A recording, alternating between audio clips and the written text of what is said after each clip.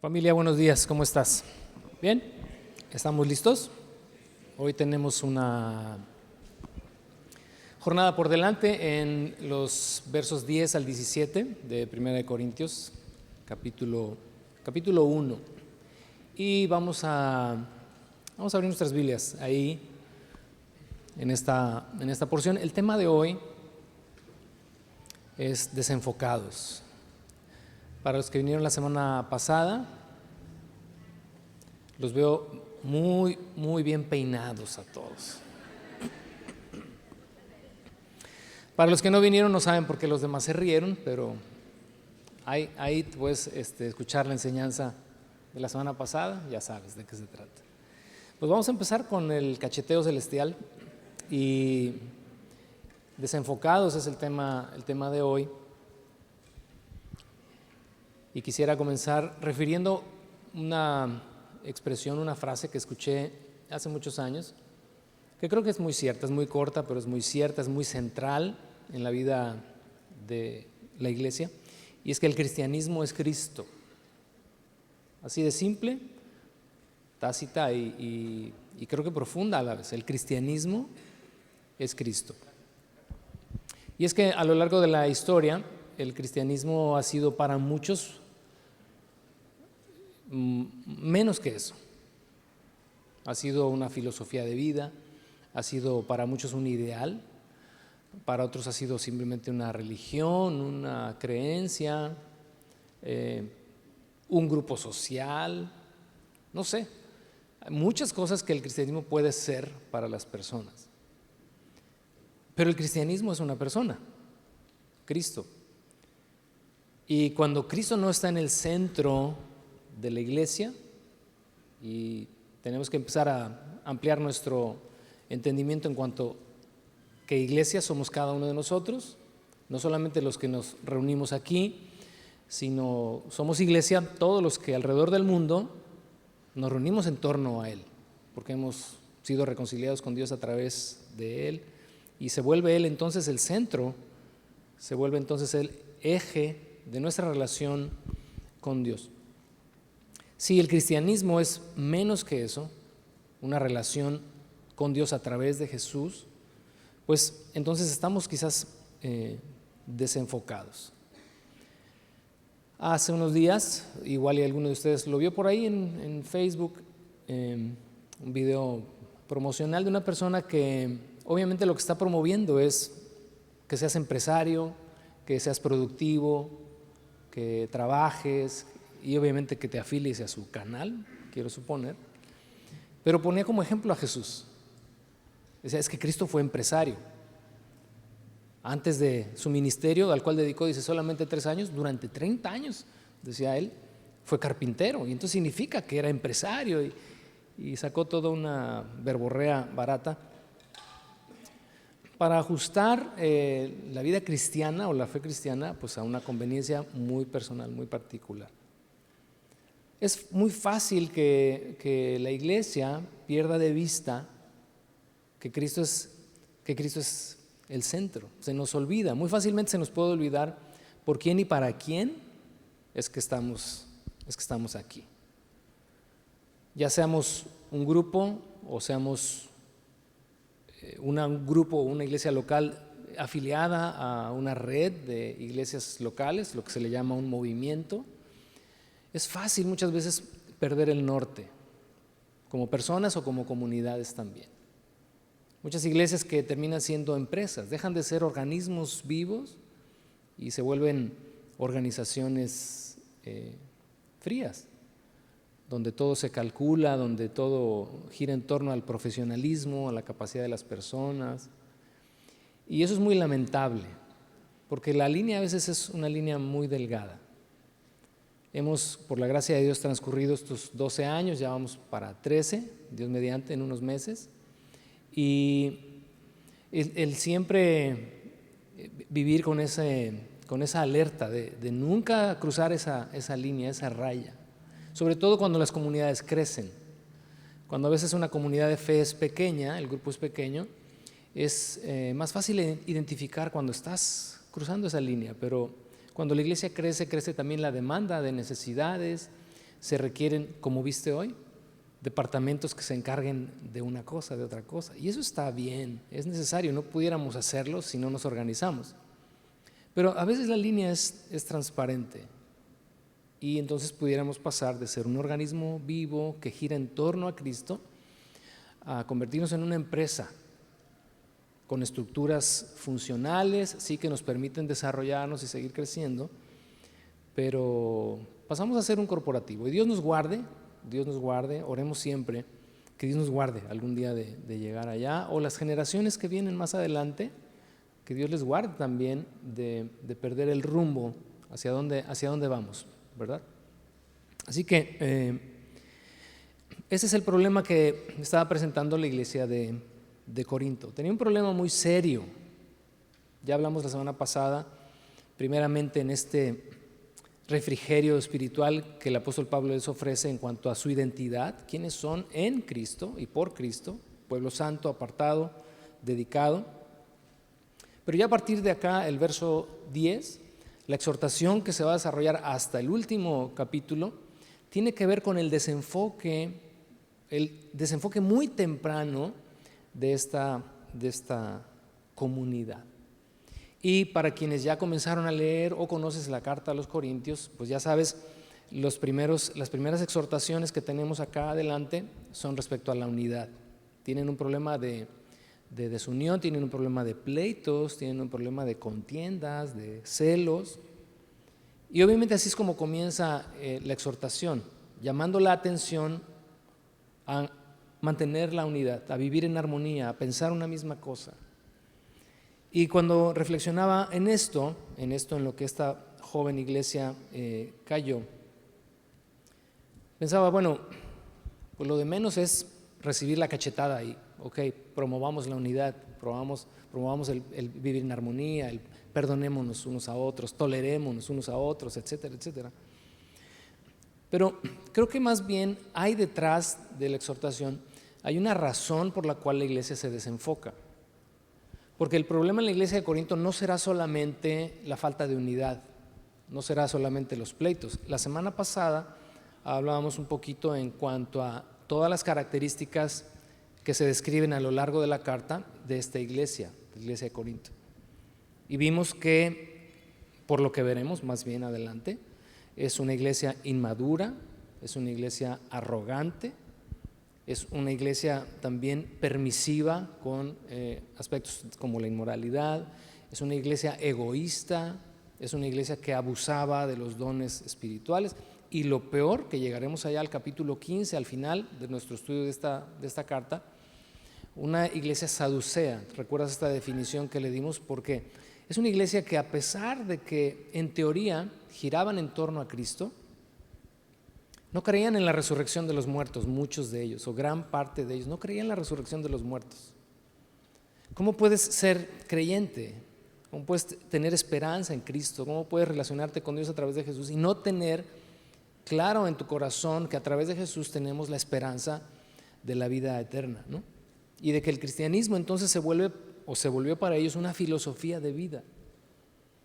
Si para nosotros, para alguno de nosotros, cualquiera de nosotros, la vida cristiana es solamente el beneficio que nos puede rendir en la vida, en la solución de mis problemas, en el salir adelante de tal o cual situación, en la cura de mis enfermedades, de mis traumas, etcétera, etcétera. Si la vida cristiana o el poder de Dios a través de Cristo para mí es el resumen del beneficio que puedo obtener aquí en la vida, entonces estoy desenfocado igual que la iglesia de Corinto. Así que cuando Cristo deja de ser en la práctica el Señor de la iglesia de forma automática, natural, se desenfoca. Y eso es lo que vamos a ver acá. Recordaba en cuanto a esto, el momento en el que Jesús le anticipa a los discípulos que va a ir a la cruz y decía, todos ustedes me van a abandonar. Y cita una porción del Antiguo Testamento donde dice, para que se cumpla lo dicho por el profeta, heriré al pastor y las ovejas serán dispersas. Obviamente el contexto allá es porque debido a lo que ocurriría aquella noche, los discípulos se iban a desintegrar, de alguna manera se iban a dispersar. Y me pareció como interesante como ilustración, no porque apliquen los mismos criterios, pero como ilustración, que cuando Cristo deja ser el centro de una iglesia, la iglesia se dispersa a pesar de que esté cohabitando bajo el mismo techo. La división se puede dar, la separación, la fractura se puede dar, aunque sigamos cohabitando en estas 4 paredes. Podemos seguir siendo iglesia porque nos congregamos o porque nos reunimos, pero pudiéramos no serlo cuando Cristo deja de ser nuestro centro y entonces dividirnos. Hay 3 aspectos que desde mi óptica se desarrollan en esta porción que vamos a considerar del verso 10 al 17, y es que cuando Cristo no es el centro, número 1, nos dividimos, número 2, nos reagrupamos, y número 3, nos reidentificamos. Número 1, número 2 y número 3, nos reidentificamos. Vámonos paso a pasito para ver qué queremos decir con esto. Nos dividimos. Vamos a nuestra porción de hoy y vamos a leer los versos 10 y 11. Amados hermanos, les ruego por la autoridad de nuestro Señor Jesucristo que vivan en armonía los unos con los otros, que no haya divisiones en la iglesia, por el contrario, sean todos de un mismo parecer, unidos en pensamiento y propósito. Pues algunos de la casa de Cloé me contaron de las peleas entre ustedes, mis amados hermanos. Lo primero que quisiera que observáramos acá es la forma en la que el verso 10 inicia, que en nuestra versión NTV se traduce como les ruego, pero que este ruego, que en otras versiones se traduce como exhortación o llamado o invitación, tiene que ver con una fuerte exhortación con autoridad. En otras palabras, no es te suplico, ay te invito a, ¿no? Ay te pido, no. Es una demanda, es un llamado con autoridad, porque en este caso la unidad de la iglesia o la unidad de los creyentes no es optativa. No se deja a si lo siento, si la persona me cae bien, si coincidimos, si no coincidimos. No está sujeta ni está supeditada a nuestra voluntad, sino que es una demanda que se nos hace. Y dice el apóstol Pablo ahí, se los ruego por o con la autoridad de nuestro Señor Jesucristo. ¿Qué es lo que se pide o qué es lo que se pedía de la iglesia de Corinto? Unidad y armonía, porque estas dos eran las grandes ausentes. Curioso, una iglesia, dice, llamada santa, apartada, dedicada a Dios, que ya estaba desde sus inicios, desde sus comienzos, dando, ¿verdad?, estas señales de división y de fracturas al interior. Y creo definitivamente, porque pues no, digo, esto es de conocimiento popular, que la vida en comunidad siempre es complicada. Lo es desde la comunidad tal vez más básica de la sociedad, que es la familia, y se extiende a cualquier ámbito de relación interpersonal. Una comunidad de fe, claro que va a representar sus retos y sus desafíos en cuanto a mantener la armonía y la unidad, porque somos personas que pensamos diferente, que tenemos contextos diferentes, que tenemos un carácter muy distinto al del otro, que tenemos convicciones distintas al del otro. Podemos diferir en muchas cosas, eso es lógico, ¿verdad? Es natural. Pero a pesar de ello, sí se espera de la iglesia que ésta viva en armonía, unidos en un mismo pensamiento y en un mismo propósito. Ahora, esto de la unidad, porque igual que algunos de ustedes, soy cristiano de casi toda la vida, y ¿sabes cuántas veces no he escuchado estos llamados y estas exhortaciones a vivir en unidad, vivir en armonía? Sobre todo, digo, gracias a Dios, hoy no tenemos ningún tipo de conflicto mayor aquí, pero pues a veces no sabes por dónde puede entrar. Tal vez lo has vivido si has estado en alguna otra congregación. Yo lo he vivido en tiempos pasados, que de repente hay momentos, ¿verdad?, de tensión dentro de la iglesia, y entonces se producen grandes divisiones, se producen fracturas, se producen pleitos, etcétera. Y la unidad o la armonía puede pasar a un plano de utopía. De esta, en la teoría tendría que ser así. Planteamos, ¿verdad?, una sociedad cristiana de paz, de amor, de felicidad, de todo, nos llevamos bien. Pero en la realidad para muchos puede ser difícil, ¿verdad?, de concretar. Ahora, ¿es posible la unidad y la armonía en una comunidad cristiana? No solamente es posible, es nuestra obligación. En la carta a los Efesios el apóstol Pablo escribe que mantengamos la unidad, a manera de una ordenanza, mantengamos la unidad que el Espíritu Santo provee. El vínculo de unión entre creyentes, entre cada uno de nosotros, es el Espíritu de Dios, porque nos ha sido dado a todos por igual. Y Él nos une unos con otros, por eso nos llamamos hermanos, término que a veces hemos ya, de tanto que lo repetimos, lo hemos desvalorizado, le hemos dado poca importancia o poca relevancia a este término. Pero si lo expresas, ¿verdad?, de una forma con esta convicción de la implicación de que la persona que está junto a ti, detrás de ti o adelante de ti es tu hermano en la fe, porque estamos unidos por un mismo espíritu, tenemos un mismo Señor y un mismo Padre en los cielos, cobra entonces otra relevancia. Nos hemos definido muchas veces como familia en la fe. Familia en la fe, familia en la fe. Pero sigue siendo todavía a veces una utopía. He pensado muchas veces lo siguiente, en cuanto a, por ejemplo, la unidad que hay en una familia de sangre.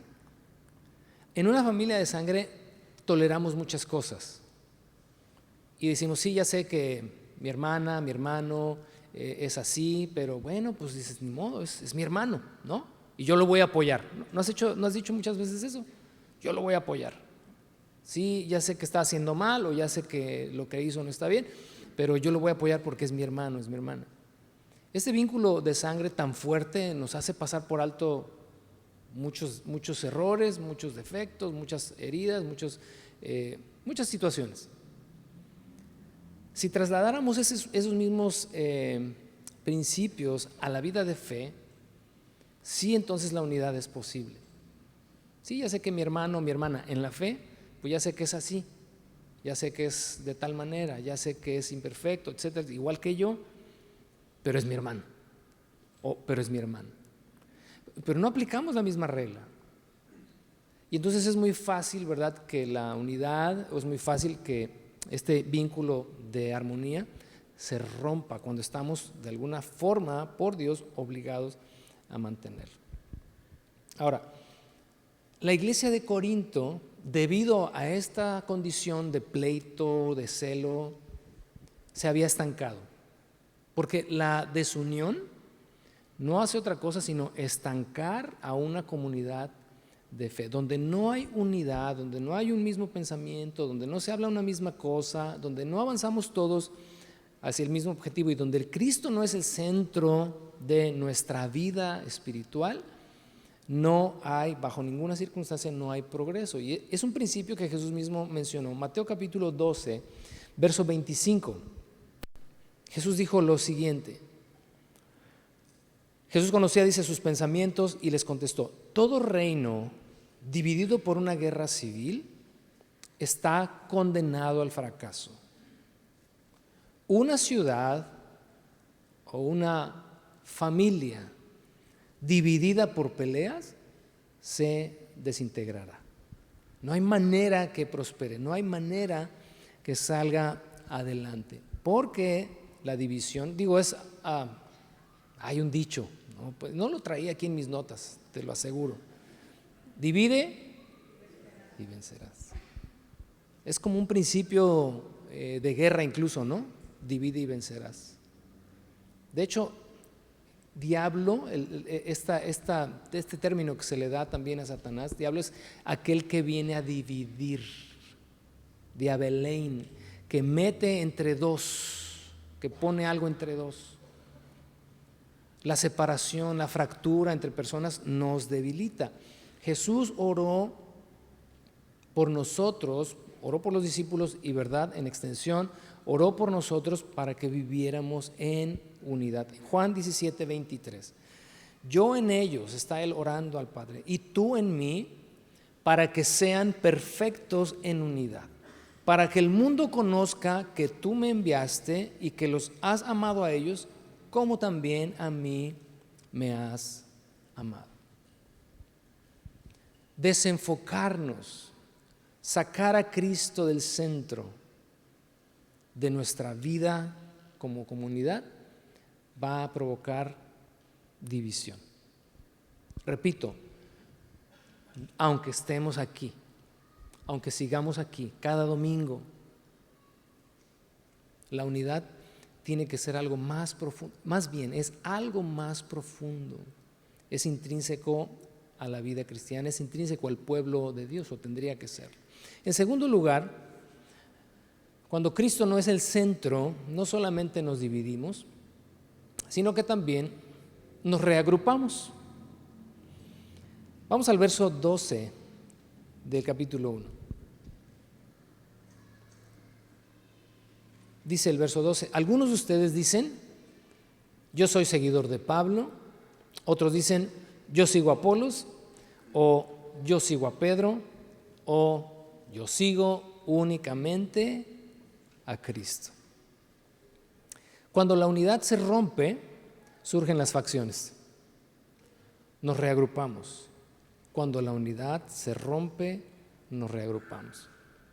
Esto va desde las familias, pero también se extiende a comunidades de fe.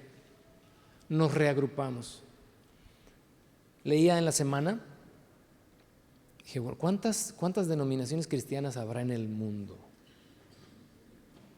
Y hay por ahí, ya sabes que los vecinos del norte hacen estadísticas de todo, y bueno, no podía faltar esta, y hay por ahí un portal cristiano que lleva más o menos el registro de cuántas denominaciones cada año se van sumando a lo que se define como cristianismo. Y ya para 2026 estamos alrededor de 50,000 denominaciones cristianas alrededor del mundo. Cuando Cristo ya no es el centro de una comunidad, nos dividimos, pero no solamente nos vamos a dividir, nos vamos a reagrupar. De ahí nacen muchas congregaciones nuevas, pero también de ahí grandes movimientos comienzan a separarse, y mucho de esta separación, fíjate, reflexionaba un poquito en la semana en cuanto a, se deriva de simplemente ahora nosotros creemos en esto más o en esto menos, y esas son razones suficientes para que la iglesia se siga fraccionando y dividiendo, pero se reagrupa. Lo que está pasando en Corinto, uno pudiera así, al leerlo por encima, dices, bueno, tienen pleitos, alguien se identificó más con Pedro o quería más a Pedro que a Pablo. El problema es más profundo allá. O sea, a lo que quisiera hoy que llegáramos todos, es que no solamente se trata del pleito en sí, de la división en sí, sino de qué es lo que está faltando ahí que produce todas estas cosas. ¿Por qué la iglesia se comenzó a reagrupar? Primero se divide, pero luego se reagrupa, y algunos entonces comienzan a crear sus propias identificaciones a partir de yo con Pablo, yo con Pedro, yo con Apolos. Al final dice, y algunos dicen yo sigo únicamente a Cristo. Y me llama la atención que uno supondría, bueno, los más espirituales de estos, ¿quiénes son? Los que dicen yo solo a Cristo, pero están puestos en la misma canasta y se les está exhortando también a ellos. ¿Por qué se les exhorta a estos también, a pesar de que ellos, en teoría, se han identificado única y exclusivamente con Cristo? Bueno, porque al seguirlo o al pretender seguirlo y no estar en armonía con los demás, pues tampoco lo estoy siguiendo. Aunque yo diga, yo no sigo a ningún hombre, yo solamente sigo a Cristo, pero no me importa el resto de los que están aquí, entonces no estás siguiendo a Cristo. Es como aquel, tal vez en algún momento de tu vida has pasado por situaciones así, y te invito a que si escuchas a alguien referirse de esta manera, lo ayudes y lo enfoques. Cuando dices, yo tengo mi relación personal con Dios, yo no necesito ir a la iglesia, yo no necesito congregarme, yo no necesito relacionarme con otros, Dios y yo aquí en mi casa le oro, yo aquí en mi casa le pido. ¿Has pasado por algo así en algún momento? Tal vez. ¿Sabes qué? En realidad no estás siguiendo a Cristo. En realidad no estás caminando con Él. O quien hace esto no está caminando con Él. Ya se reagrupó a sí mismo, aislándose de los demás. Y es imposible, literalmente es imposible, que una persona sea espiritualmente saludable o esté sana y esté madurando y esté creciendo si no es en comunidad. Si no sabes vivir en comunidad, si no estás en armonía, si no estás en un mismo pensamiento, si Cristo no es el centro de todos nosotros como familia en la fe, estás aislado y aunque profeses tener una relación personal con Dios, la realidad es que no la tienes. No, es que mi pastor es fulano de tal. ¿Y dónde está su iglesia? No, es que él es pastor allá en África, en el sur de África. Y yo lo sigo por internet. Oh, bueno, pues sí, cómo no, bien por ti. La realidad es que no eres parte de una iglesia. Y fíjate, si alguien dijera, porque pues ya sabes que grabamos esto, mañana ya está en YouTube. Si alguien dijera que yo soy su pastor y esta persona vive en Argentina, desde aquí le mando decir con mucho respeto y con mucho cariño, hay nos disculpas, ¿no? Ya lo dije todo, hay nos disculpas, pero no es así como funciona. No podemos reagruparnos de esa manera. En la iglesia de Corinto de alguna manera se había fraccionado, ya se habían generado estas facciones. Y el apóstol Pablo pone ahí el dedo en la llaga. Esto no funciona así. Algo no está bien. Algo no está bien en esta ecuación. Y el problema de fondo, Cristo no está presente. Cristo no es el centro en la vida de esa persona y Cristo no es el centro en la vida de esta comunidad acá en Corinto, porque lo único que ha hecho esta reagrupación es hacer más evidente el problema de fondo. En tercer lugar, no solamente la iglesia se divide ante la ausencia del centro, que es Cristo, no solamente se reagrupa, sino que se reidentifica o redefine su identidad. No sabría decirte si esto es lo más peligroso de todos estos tres aspectos que definen la ausencia de Cristo en la vida de una iglesia o en la vida de una persona, pero no lo dudo que sea tal vez lo más crítico. Nuestra identidad como cristianos nos la da Cristo, nos la da nuestra relación con Él. Nuestra identidad no nos la da ni siquiera nuestro servicio a la comunidad.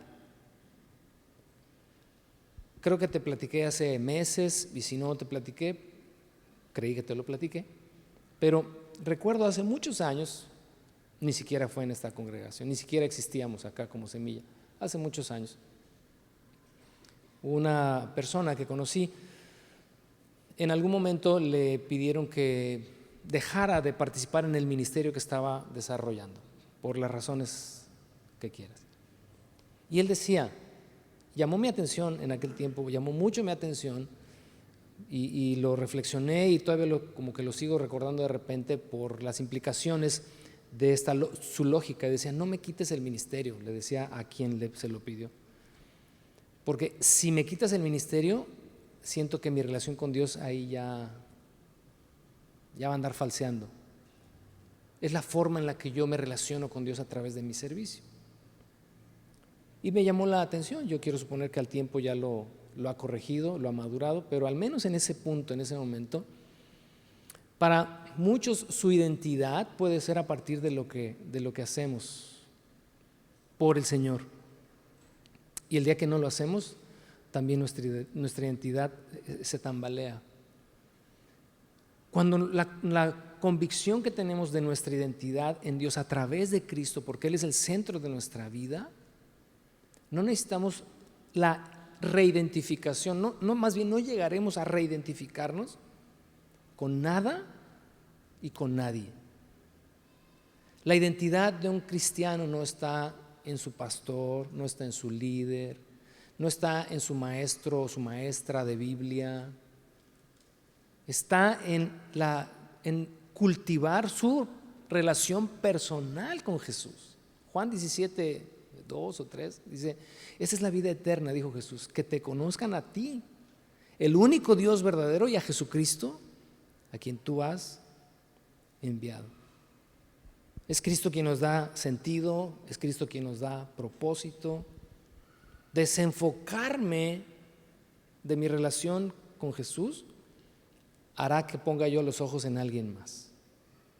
Por eso decía que quizás esta es la parte más peligrosa, porque cuando Cristo ya no es el centro de mi vida o de mi fe, voy a poner los ojos en alguien más.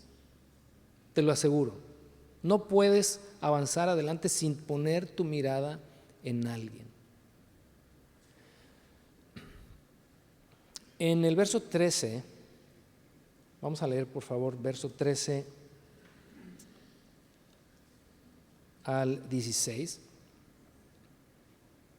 Hace una pregunta retórica el apóstol Pablo, dice, ¿acaso Cristo está dividido en facciones? Observa el verso 13 particularmente, dice, ¿fui yo, Pablo, crucificado por ustedes? ¿Fue alguno de ustedes bautizado en el nombre de Pablo? Por supuesto que no. Añade, agradezco a Dios que no bauticé a ninguno de ustedes, excepto a Crispo y a Gayo, porque ahora nadie puede decir que fue bautizado en mi nombre. Ah, sí, bauticé también a los de la casa de Estéfanas, pero no recuerdo haber bautizado a nadie más. ¿Significa esto que está mal bautizar a las personas? Por supuesto que no. ¿Que Pablo está diciendo, ese es un trabajo de segunda clase? No. Lo que está diciendo acá es que le da gracias a Dios de que a esta iglesia, a la iglesia de Corinto, no bautizó a nadie excepto a estas personas. Porque la iglesia de Corinto, número 1, ya se había dividido, porque Cristo no era el centro. Número 2, ya se había reagrupado en identificaciones, ¿verdad?, con cada uno de sus líderes favoritos. Pero número 3, habían elevado a cada uno de ellos, y en este caso él se pone como ejemplo, elevado a él es a quien yo sigo. Él es mi referente. Él es quien le da sentido y propósito a mi fe. Y entonces aquí miré, es como si Pablo se agarrara a los cabellos y dijera, ¿acaso fue crucificado Pablo por ustedes? ¿Acaso alguno de ustedes fue bautizado en el nombre de Pablo? Y dice al final, gracias doy a Dios, dice que no bauticé a ninguno excepto a estos. Una de las funciones dentro del cuerpo de Cristo de más alto riesgo por la facilidad con la que se puede desvirtuar es precisamente la del liderazgo cristiano. Llámale pastor, llámale director, llámale autoridad, llámale persona de influencia por su opinión, etc. Esta tendencia a la idealización y a la sobrevaloración de una persona que nos preside, que nos dirige, es una tendencia natural del corazón. Volverlos caudillos de la fe. Pero los caudillos, históricamente, surgen solamente, o no solamente, pero surgen a partir de tiempos de crisis. Cuando un pueblo, una comunidad entra en una crisis social, surgen los caudillos y las personas ponen sus ojos en ellos. Ante una crisis de identidad fundamental, básica, de un creyente en cuanto a su relación con Cristo, cuando Cristo no es el centro de su vida, la persona pone los ojos en alguien. Y obviamente pues al primero en el que van a poner sus ojos es en el que tengan enfrente. El que vaya enfrente, por su función, el que va enfrente, ahí vamos a poner nuestros ojos. Y eso es peligroso. Muy, muy, muy peligroso. Olvidamos el sentido más profundo de lo que se nos exhorta en Hebreos 12, verso 2. Puestos los ojos en Jesús, el autor y el perfeccionador de nuestra fe. Esto no significa, porque también la Escritura nos dice esto, que no debemos de considerar a aquellos que nos presiden, a aquellos que van al frente de nosotros, porque nos ayudan, porque nos inspiran, porque nos motivan, porque nos exhortan y todas esas cosas. Pero solamente hasta ahí. Solamente hasta ahí. Y de ahí no puede pasar. Que sean un motivo de inspiración y ya. Pero nuestra identidad, precisamente para evitar todo esto de lo que estamos acá hablando, debe de estar puesta en Cristo. Fíjate, los cristianos nos jactamos de no tener intermediarios entre Dios y nosotros. Pero muchas veces los líderes cristianos están precisamente ahí en medio, entre Dios y el pueblo. Nada más cambia la figura, cambia el mote, cambia el título, pero parece que siguen estando ahí. ¿Pero por qué están ahí? Porque la iglesia misma ahí los pone, la comunidad misma ahí los pone. ¿Pero por qué se ponen ahí? Esa es la pregunta. Y volvemos al mismo asunto, porque Cristo no está presente. Cuando Cristo está presente en una persona, en una comunidad, aquellos que ejercen funciones como estas ocupan su lugar y nada más. Estén o no estén, seguimos adelante porque hemos puesto nuestra mirada en Cristo. Los corintios, y con esto ya casi terminamos, los corintios habían puesto a estos líderes en mención en un pedestal. Ante la ausencia de la centralidad de Cristo en la vida de esta iglesia, pusieron a Pablo, a Pedro y a Apolos en un lugar que no les correspondía. Ellos no se pusieron, la iglesia misma los colocó ahí.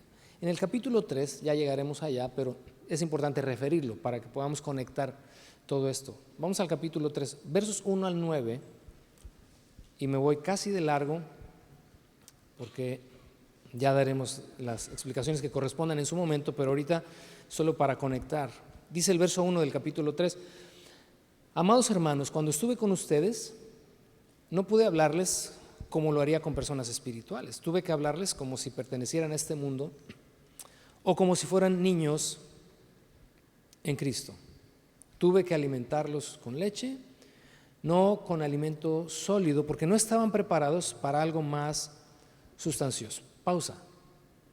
Obviamente está refiriendo a estos 18 meses que Pablo dedicó para criar, para fortalecer, para formar esta comunidad de fe llamada la Iglesia de Corinto. Y en aquel tiempo, pues era de alguna manera, se justificaba el que esta iglesia fuera alimentada con alimento básico, con leche. Pero pasó el tiempo y dice, continúo leyendo, pero todavía no están preparados, porque todavía están bajo el control de su naturaleza pecaminosa. Tienen celos unos de otros, se pelean entre sí. ¿Acaso eso no demuestra que los controla su naturaleza pecaminosa? ¿No viven como la gente del mundo? Ahora, observa lo que dice el verso 4. Cuando uno de ustedes dice, yo soy seguidor de Pablo, y otro dice, yo sigo a Apolos, ¿no actúan igual que la gente del mundo? Después de todo, y entonces aquí es donde Pablo buscará enfocar la identidad de la iglesia, y espero que aquí pueda enfocar nuevamente o reafirmar nuestra identidad en Cristo y Cristo solamente. Después de todo, dice el verso 5, ¿quién es Apolos? ¿Quién es Pablo? ¿Qué tienen de especial? ¿Son acaso diferentes? Dice ahora en primera persona del plural, nosotros solo somos siervos de Dios, mediante los cuales ustedes creyeron la buena noticia. Cada uno de nosotros hizo el trabajo que el Señor nos encargó. Yo planté la semilla en sus corazones, Apolos la regó, pero fue Dios quien la hizo crecer. No importa quién planta o quién riega. Lo importante es que Dios hace crecer la semilla de ensenada. Acá, ¿no? Suena bonito. El que planta y el que riega trabajan en conjunto con el mismo propósito, y cada uno será recompensado por su propio arduo trabajo, pues ambos somos trabajadores de Dios, y ustedes son el campo de cultivo de Dios, son el edificio de Dios. Ahora en el verso 21 al 23 del mismo capítulo, el llamado, la exhortación.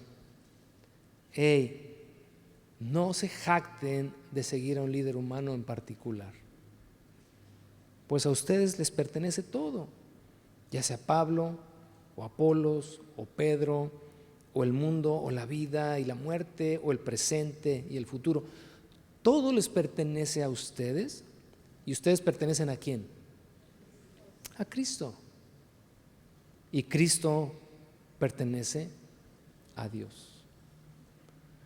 Tu identidad, nuestra identidad como iglesia está en Cristo Jesús. A quien tenemos que parecernos es a Cristo Jesús. Me llamó la atención hace tiempo, espero que nadie sepa de quién estoy hablando, pero me llamó la atención hace tiempo ver una iglesia donde el pastor tenía cierto look, ahí lo voy a dejar nomás, tenía cierto look, pero al rato los copastores, los servidores, todos con el mismo look. Y digo, bueno, pues si es moda, está padre. Pero sabes, cuando una persona es un referente hasta allá para tu manera de vestir, digo, algo no está bien ahí. Algo no está bien. Nuestra identidad tiene que estar arraigada en Cristo y nada más. Digo, si te sobra greña y te quieres hacer este corte, pues, ahí tú dirás, ¿no? Vamos a terminar con esto.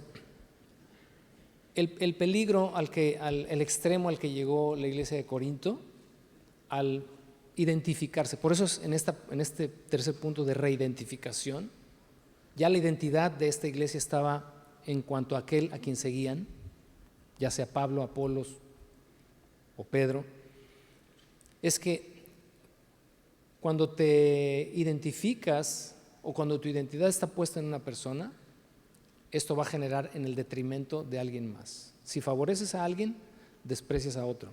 Capítulo 4, versos 6 y 7, a este extremo llegó la iglesia. Amados hermanos, puse el caso de Apolos y el mío propio como ilustración de lo que les vengo diciendo. Si prestan atención a lo que les cité de las Escrituras, no estarán orgullosos de uno de sus líderes a costa de otro. Pues, ¿qué derecho tienen a juzgar así? ¿Qué tienen que Dios no les haya dado? Y si todo lo que tienen proviene de Dios, ¿por qué se jactan como si no fuera un regalo? Todos esos problemas en la iglesia de Corinto solamente revelaban el problema al interior de sus corazones. La cura para este mal vuelve a Cristo. Vuelve a Cristo. Vuelve a lo elemental. Vuelve a lo básico de la vida cristiana. Cerramos con el verso 17, que es nuestro último versículo de hoy. Después de haber dicho Pablo, pues qué bueno que no bautizó a ninguno, para que ninguno suponga que fue bautizado, decía él, en mi nombre. Dice, pues Cristo no me envió a bautizar, sino a predicar la buena noticia, y no con palabras ingeniosas, por temor a que la cruz de Cristo perdiera su poder. Nuestra identidad como un solo pueblo es Cristo. Nuestro vínculo de unidad como familia en la fe, ya sea local o también como parte de la gran familia de Dios que está aquí en esta ciudad y que se extiende por todo el mundo, es Cristo. Nuestra causa común, aquello que nos da sentido y propósito para seguir adelante, es Cristo y nada y nadie más. Los discípulos que Jesús llamó, todos tenían un contexto diferente, pero todos convergieron en una persona, en Cristo. Ahí tienes a un Simón el celote, ahí tienes un Mateo publicano, ahí tienes otro pescador, contextos completamente distintos. Pero cuando todos se encontraron en Cristo, pudieron entonces vivir la armonía, pudieron vivir la unidad. La próxima semana vamos a concluir con el capítulo 1, versos 18 en adelante, y el poder del Evangelio, el poder de la cruz, hacia donde todos tenemos que nuevamente reenfocar nuestros corazones, para llegar al verso 31 en esta conclusión de esta primera exhortación. Por lo tanto, dice Pablo, como dicen las Escrituras, si alguien quiere jactarse, que se jacte solamente del Señor.